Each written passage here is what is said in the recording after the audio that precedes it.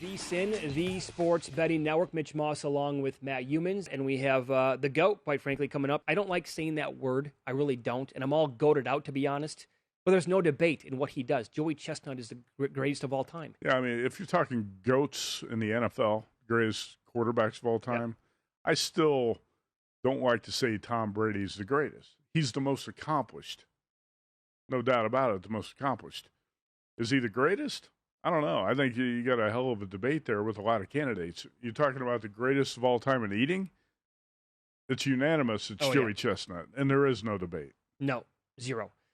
So this coming Sunday, the 13-time champ goes at it one more time, Matt. And last year, he set a world record by whacking down 75 hot dogs during the pandemic. Remember, it was indoors last year. Mm-hmm. And that was a big talking point, a big narrative of like, oh, it's going to be indoors. Hot dogs might not be as hot. What does that mean? It meant nothing to Joey Chestnut as he was a champion and won the muster belt one more time. And he is kind enough to join us here on a Monday morning to discuss this coming Sunday. Joey, it's good to talk to you again. How are you today? I'm doing good. Great to be on with you again. Yeah. Was there anything to that last year in New York? I mean, because we were trying to find angles. It was the pandemic. We wanted to bet on this thing. Not a lot of sports were going on. And the move from outdoors, where it's, typically, 95, 100 degrees and very, very hot for you competitors, to indoors last year, right? Did that help you out at all in whacking down 75 hot dogs? It didn't hurt. I'll be honest. It's I'm a big boy, and it not being outside in the humidity, it probably helped me a little bit. So you put down a record 75 last year on July 4th. And that's obviously, you probably felt like you're peaking. What's the peak age for a competitive eater? Oh my God! If I knew my body as well as I do now, when I was like 22 or 23, I would have been. It would have been crazy, but okay.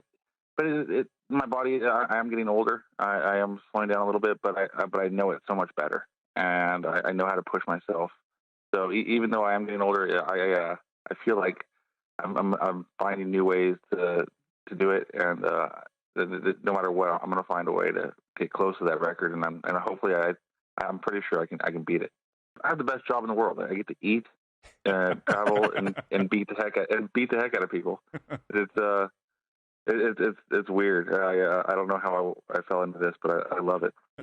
So you're saying, like, just to go back to what Matt was asking about your prime age, maybe knowing what you know now, if you could go back and be 23, 24, 25 years old, do you think you could have touched 80 or maybe even more?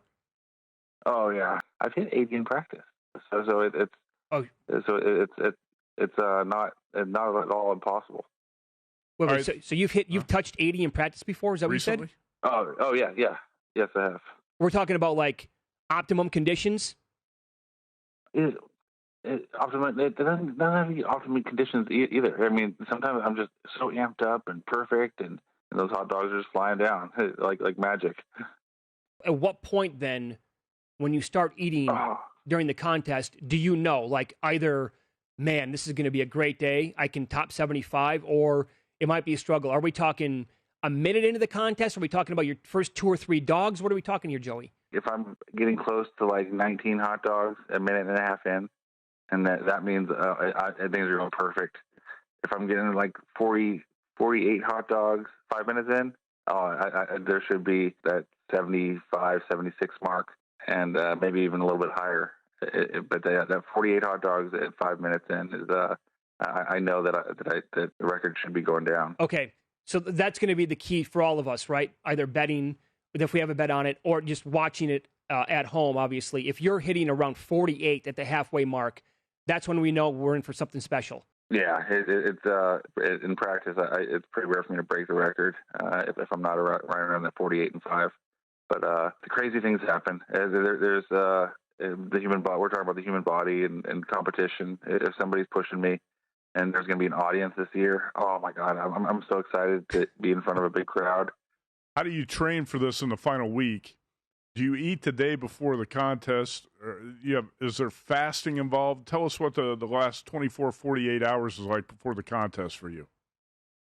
Yeah, so Tuesday is going to be a pretty good practice day, and then it'll be recovery, and then fasting beforehand. Yeah, it's almost like a cleanse, a day and a half cleanse and fast. Okay. A day and a half before the contest, I make sure I'm absolutely empty and loose. But I want to make sure that when I suck in my stomach, I say, oh, there's a space. I'm gonna put in 25 pounds of hot dog buns and water. It's gonna be and I'm just psychologically in that place where I know that there's room, and I'm physically hungry, so I have a reason to do it.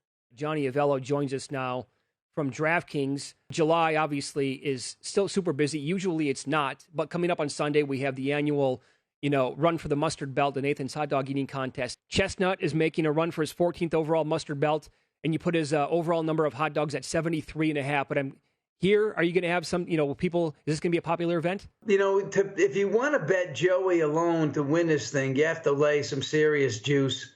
1 to 30 to win it. He is just so far ahead of the competition. He's eaten 75 dogs, and for the most part, even if he doesn't break the record of 75, he'll be in the 70s, and no other competitor's even been close to that. So it's going to be a real upset for him not to win this. Now, number of dogs eaten, 73.5. We have over $2, so we believe he will go over, but he won't be pushed most likely. So it's up to Joey to self-motivate himself on, how many dogs he actually wants to eat, and does he want to break the record.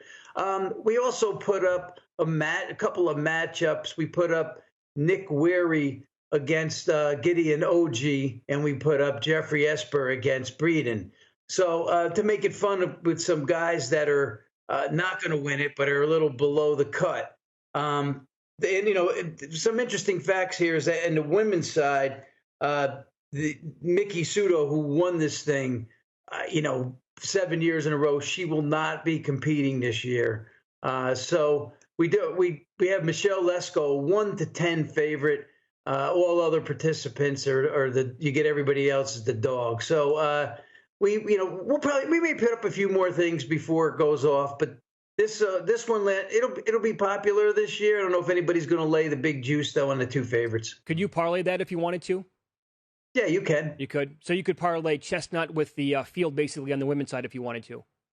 Yes, you could. Okay. July 4 is by far and away my favorite day of the year, and it's very exciting for me, and we have this great contest. But I get extremely excited. I've been working on my introductions, obviously, for Joey Chestnut, champion of the world and an American treasure. He is the champion of now and of always, of north and of south, of the air, of the fire, of the sea, of the land, of the free, of the 4th of July, of one nation, Joey Chestnut!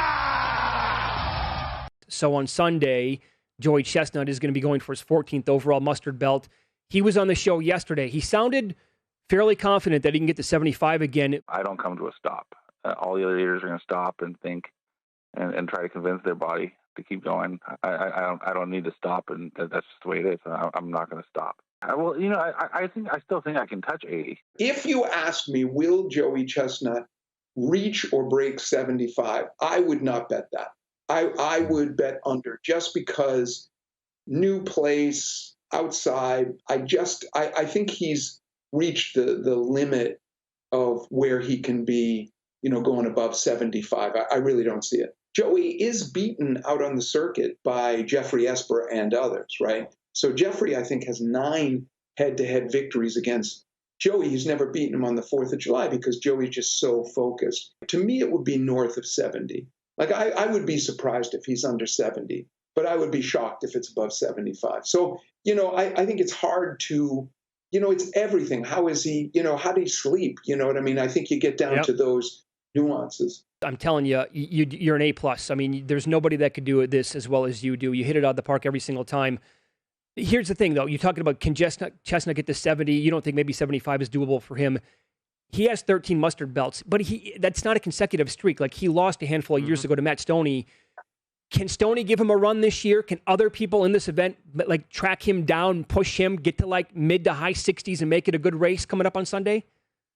Yeah, so that's the great question, right? So there is such a delta, right? Well, Stoney's 62, Jeffrey Esper, who I'm really looking at, who, as I said, has beaten Joey repeatedly when Joey's not as focused, can definitely and will definitely push him. The question is, what's the delta? Because if Joey's at 72, is Jeffrey Esper jumping from 51 to 72? It's not going to happen, right? I don't believe that would happen. It'd be very interesting for me if it did. It'd be astounding and very exciting. I expect him to come prepared. It would shock me if Joey said, "Oh, we've got the 4th of July. I had forgotten." I mean, that's just not going to happen.